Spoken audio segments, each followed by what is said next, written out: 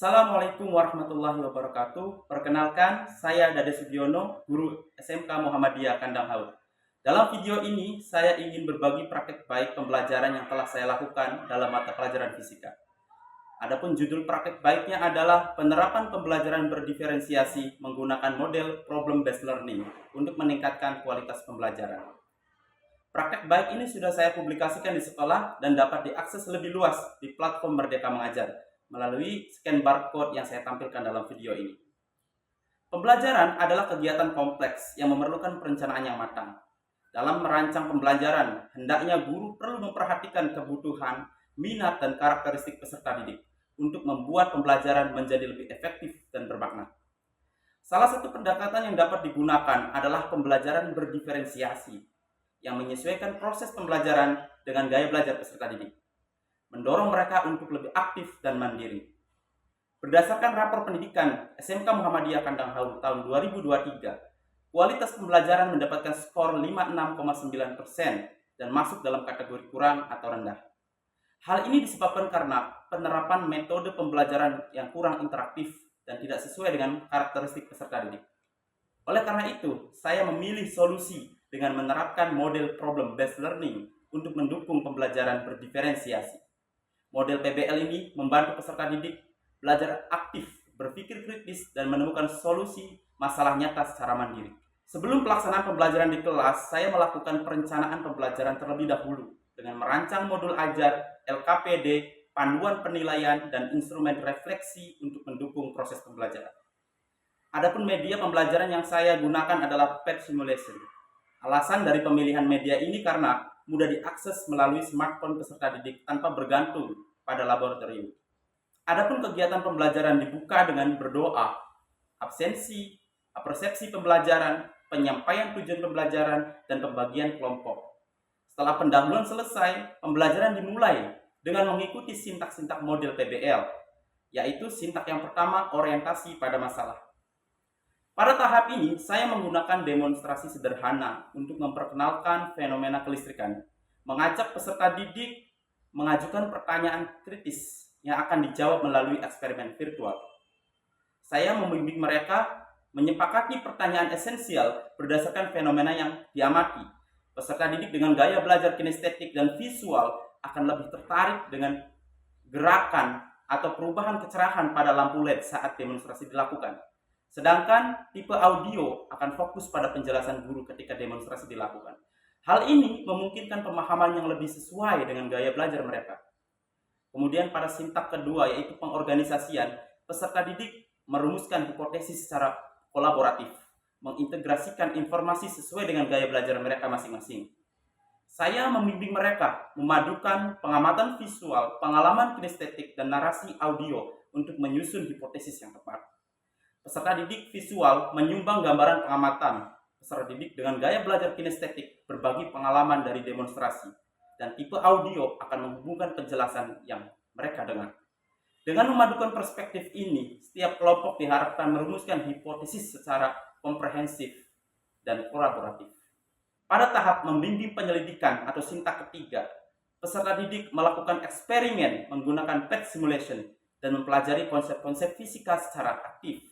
Peserta didik kinestetik akan merangkai rangkaian di smartphone mereka sesuai dengan LKPD. Kemudian tipe visual akan mengamati tampilan arus tegangan, sementara audio akan mendengarkan penjelasan dan mencatat poin-poin penting.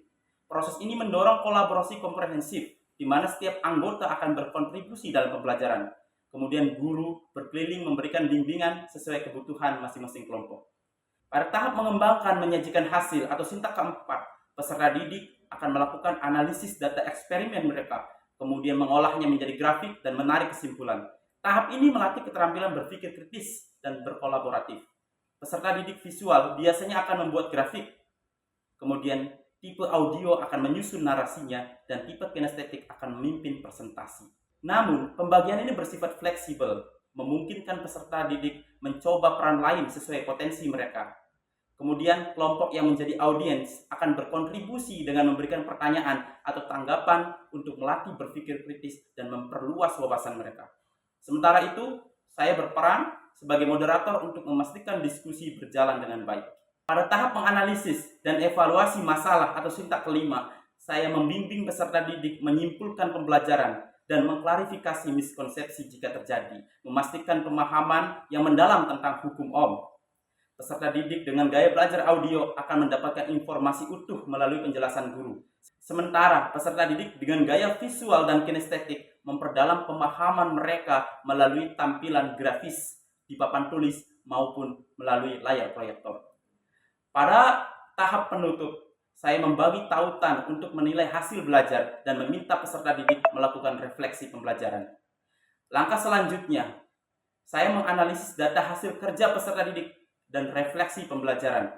Kemudian dari sini kita dapatkan nilai rata-rata LKPD peserta didik sangat baik dengan skor 92, namun tes tulis masih di bawah nilai ambang batas yaitu 73. Hasil ini menunjukkan bahwa meskipun peserta didik menguasai proses pembelajaran, namun pemahaman konsep masih perlu ditingkatkan. Kekurangan ini disebabkan oleh alokasi waktu pembelajaran yang masih kurang. Oleh karena itu, perlu penambahan alokasi waktu menjadi 2 kali pertemuan untuk langkah selanjutnya. Peserta didik memberikan respon positif terhadap metode pembelajaran dengan skor 100% dan 96% untuk media pembelajarannya. Peserta didik kinestetik terbantu melalui interaksi langsung dengan objek pembelajaran.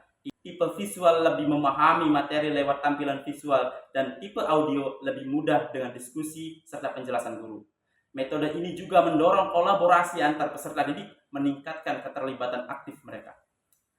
Untuk rapor pendidikan menunjukkan peningkatan skor kualitas pembelajaran dari 56,9% menjadi 61,57%. Walaupun demikian, peningkatan ini tentu belum signifikan.